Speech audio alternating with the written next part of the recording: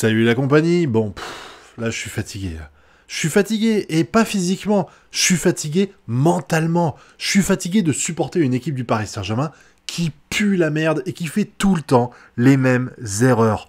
Là, le match PSG-Atlético, c'est simple. On a une défense à chier, on a une attaque à chier, on a un milieu de terrain potable qui essaye de faire le boulot mais qui peut pas tout faire partout. Et c'est ça le résumé de cette équipe à la con, avec les idées de Luis Enrique qui ne vont pas du tout avec le club. Soyons clairs, à un moment donné, ça commence à saouler grave. Franchement, ça avait bien commencé pourtant, ça avait bien commencé.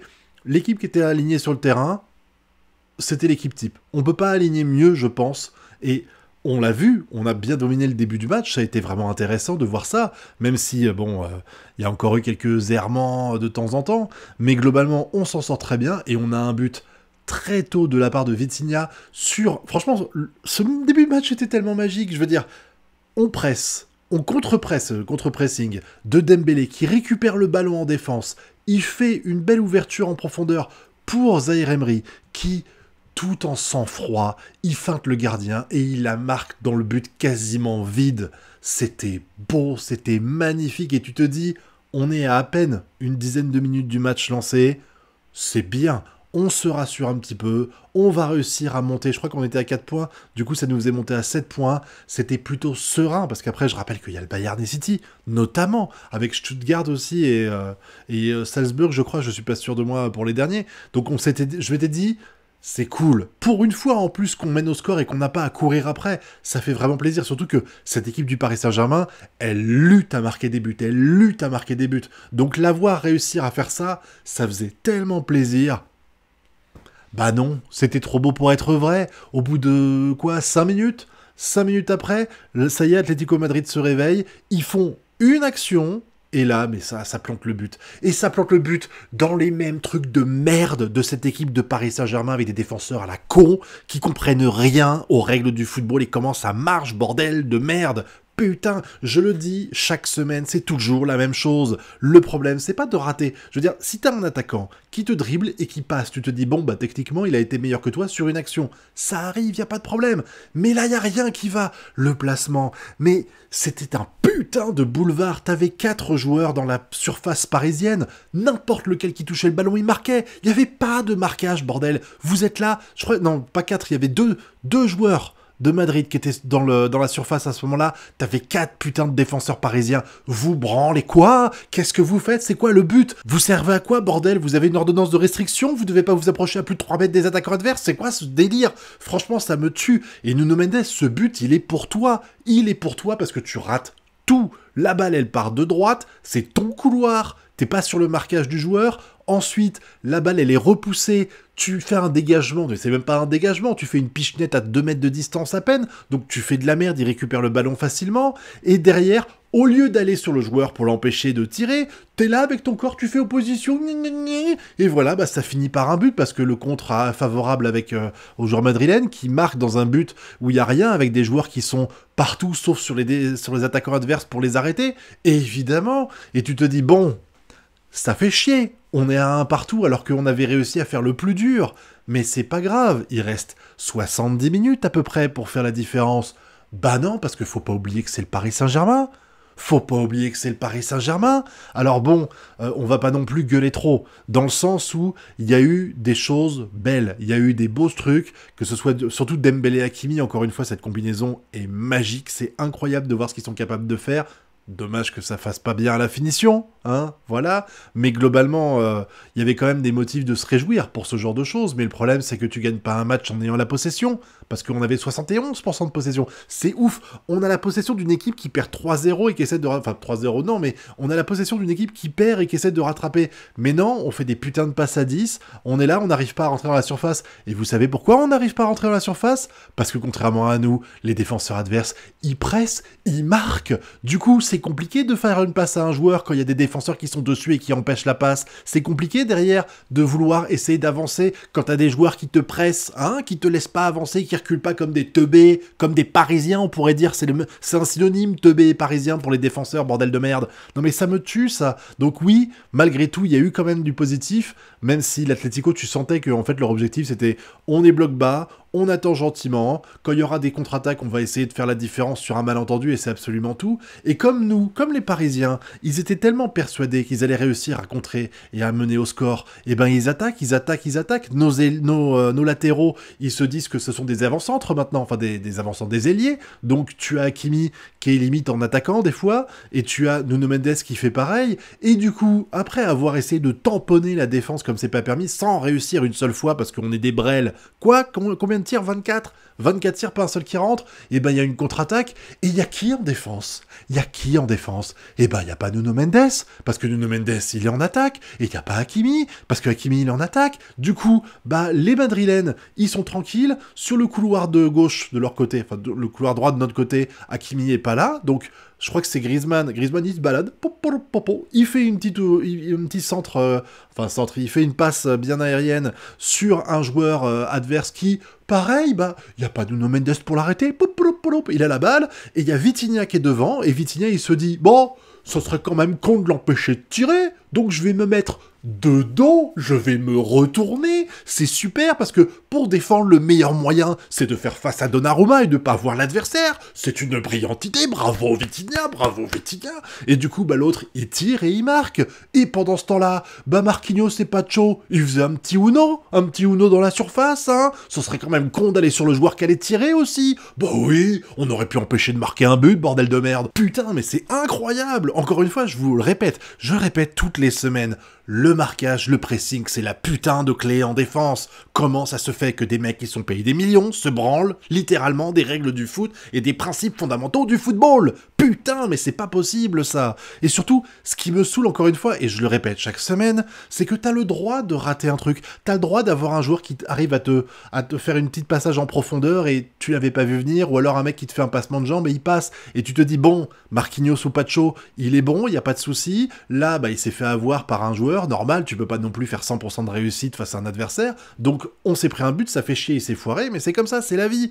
Là, y a même pas ça, on en est à la théorie, on en est à la putain de théorie que des gamins de 13 ans sur un stade respectent eux, bordel. Vous êtes payés des putains de millions et vous êtes pas capable de faire ça. Merde, franchement, moi je vois plus quoi dire. Là, honnêtement, de toute façon, c'est réglé. La Ligue des Champions, c'est mort. Là, soyons clairs, on est 25e, on est même plus dans le tableau, et on a encore City et le Bayern à se manger. Qu'est-ce que tu veux qu'on fasse?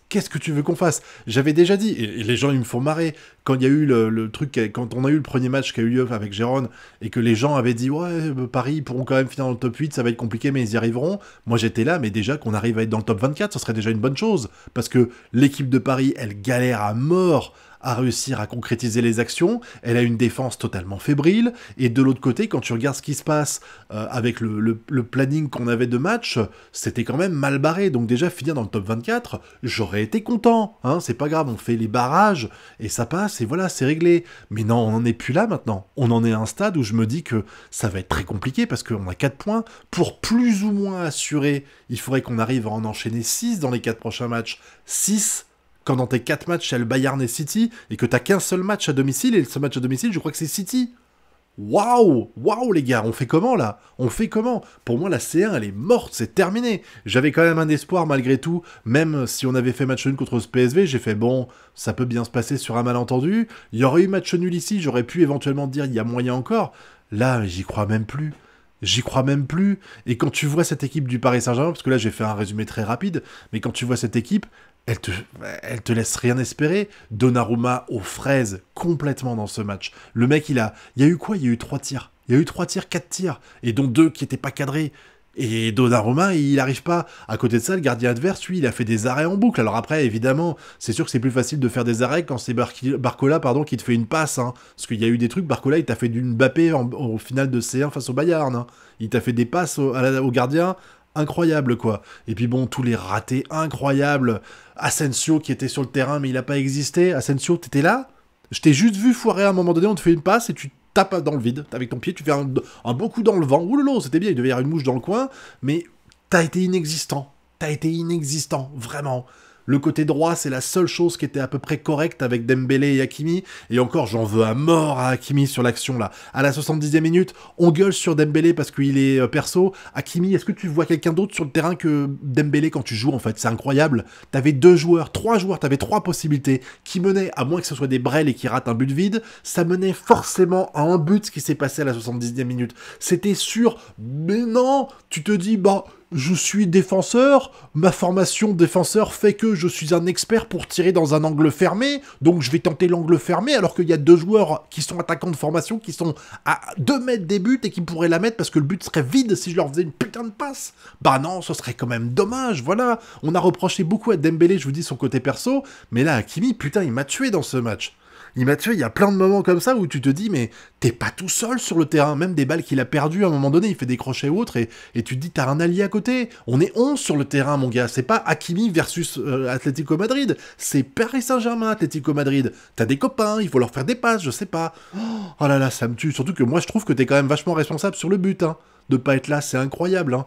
Voilà. Surtout que le problème, c'est que, et là ça vaut à mon avis pour le but, on peut en vouloir à Luis Enrique. Parce que déjà, sa technique, elle est toujours la même. Je suis convaincu, parce qu'il y a 2-3 ans, je ne voyais pas ça du Paris Saint-Germain. Je ne voyais pas l'équipe reculer comme ça, sans vouloir essayer d'attaquer le ballon, pas faire de pressing et tout ça. Et j'ai vraiment le sentiment que c'est Luis Enrique qui a donné cette consigne-là à ses défenseurs, qui reculent comme des gros glandus. Et à la fin, qu'est-ce qu'il fait ? Il enlève Zahir Emery. Mais Zahir Emery, c'est le mec qui remplace quand Hakimi et Dembélé sont en train de combiner et qu'Hakimi monte. Si t'enlèves Zahir Emery, qui c'est qui va en défense quand il y a un problème? Parce que le but, il vient de là. Le but, il vient de ce côté droit, avec Hakimi qui n'est pas là. Et Zahir Emery, s'il n'avait pas été retiré, pour mettre Kolo Muani en plus à la place, putain, Kolo Muani, s'il n'avait pas été retiré, et ben peut-être qu'il aurait mis la pression sur, je crois que c'était Griezmann, et du coup, Griezmann aurait peut-être pas pu passer, ou au moins, il aurait peut-être pas pu faire une aussi belle passe, et il y aurait peut-être pas eu but. Non mais vraiment, t'enlèves. Pour moi, Zahir Emery était le meilleur milieu de terrain sur le terrain. Voilà, soyons clairs. Je trouve que Neves n'a pas été mauvais non plus, mais il n'a pas été aussi transcendant qu'on a pu voir dans d'autres matchs. Celui, à la rigueur, si tu voulais en enlever un pour mettre Fabian Ruiz, et encore, faut vraiment te tirer une balle dans le pied pour mettre Fabian Ruiz, hein, il a servi à rien. Il aurait pas été là à la fin, c'était pareil. Hein.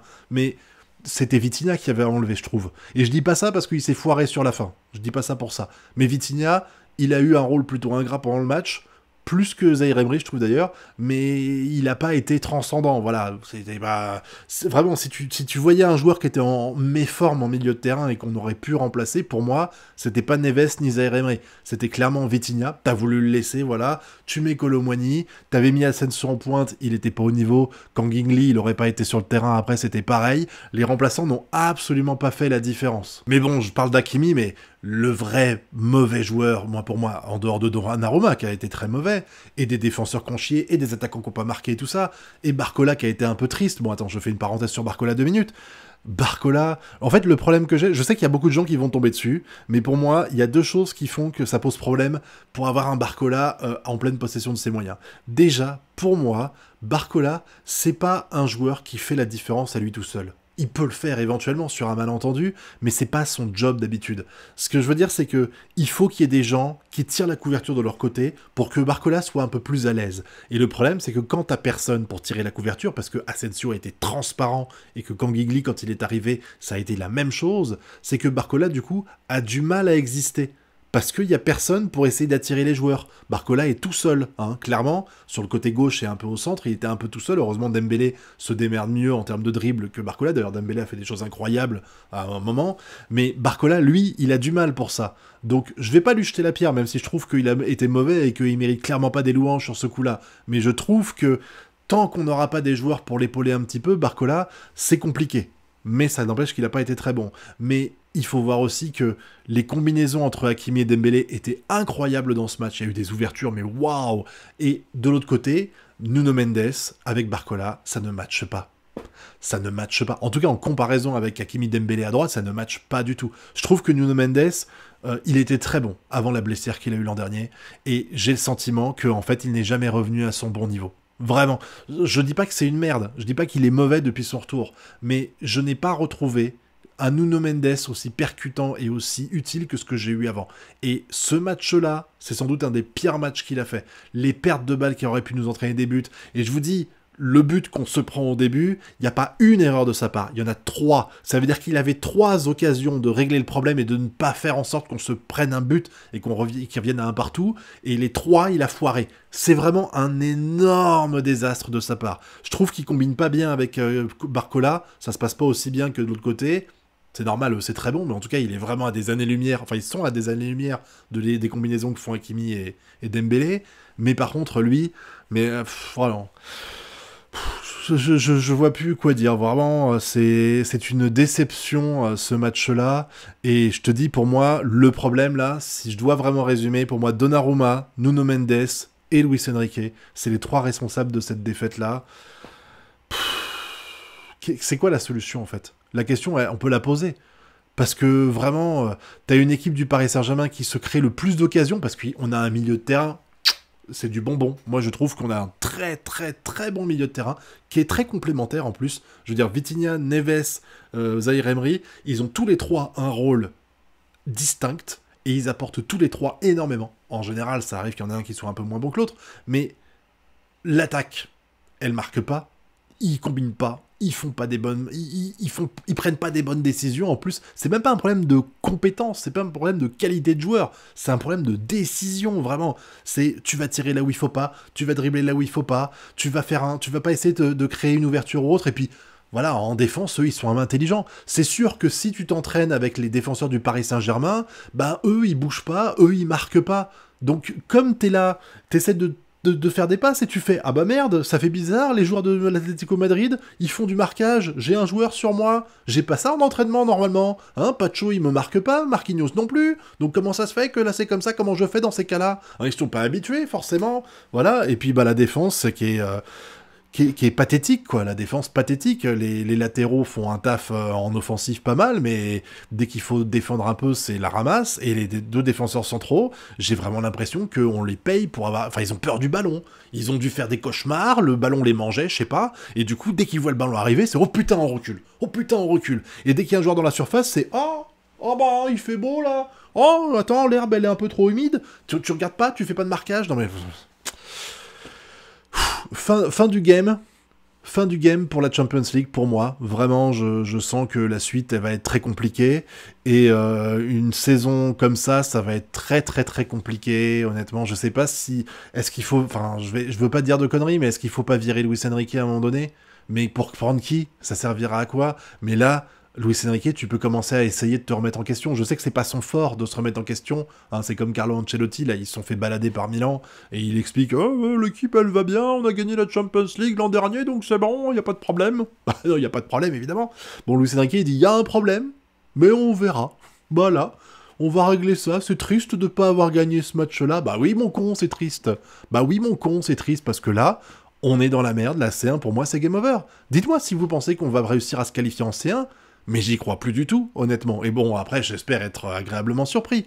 Mais là, vraiment, ça a été un match de merde, avec une équipe qui a eu une synergie de merde, hormis quelques joueurs, et puis surtout, une attaque qui a beau être spectaculaire. J'ai vu, hein, les gens, ils ont dit « Oh là là, Paris a bien joué et tout !» Putain, mais en fait, c'est une passe à 10 que vous voulez, les gars. Vous avez pas compris que le but du foot, c'est de marquer. Hein, ils ont bien joué. Ben, c'est surtout que Atlético a pas joué, donc ils nous ont laissé faire. Nous, on a fait ce qu'on savait faire, à savoir tirer et rater, et eux, ils ont fait ce qu'ils savaient faire, à savoir avoir des petits coups de pression, faire des contre-attaques et marquer sur les contre-attaques, pendant que nous, nos défenseurs, se branlent la nouille. Voilà, et que nos attaquants ne branlent rien en attaque. Enfin, ils branlent, hein, mais ils branlent pas ils essaient pas de marquer, en tout cas. Hein. Ou alors, ils le font très mal, hein. Incroyable, vraiment, ce niveau de finition, j'en arriverais presque à dire qu'Mbappé me manque. S'il était pas nul à chier actuellement avec le Real Madrid, j'en reviendrais presque à dire ça. Quelle tristesse, cette équipe du Paris Saint-Germain. Sans doute une des pires de l'ère Qatar. Soyons clairs, peut-être même la pire de l'ère Qatar. De toute façon, si on n'arrive pas à passer la phase de poule, c'est la pire de l'ère Qatar. Voilà, et on pourra rien dire, il y aura eu 8 matchs. 6, c'était un malentendu. Tu pouvais arriver avec un malentendu sur l'ancienne version de la Champions League, mais là, non. 8, avec des matchs qui étaient, pour ainsi dire, faibles pour certains, même s'il y en avait des très durs. Normalement, n'importe quel bookmaker, en début, même en voyant la compétition qu'on avait, il aurait assurément dit qu'on était au moins dans le top 24. Et là, maintenant, j'y crois plus une seconde. J'y crois plus une seconde. Dites-moi ce que vous avez pensé de ce match, si vous n'êtes pas un peu vénère comme moi, ce que vous avez vu, parce qu'on voit pas tous les mêmes choses dans le match, hein. Et puis vous connaissez la chanson, le pouce bleu, l'abonnement et le partage. Quant à nous, on se retrouve bientôt pour de prochaines vidéos, un peu plus optimistes, j'espère. Allez, tchuss!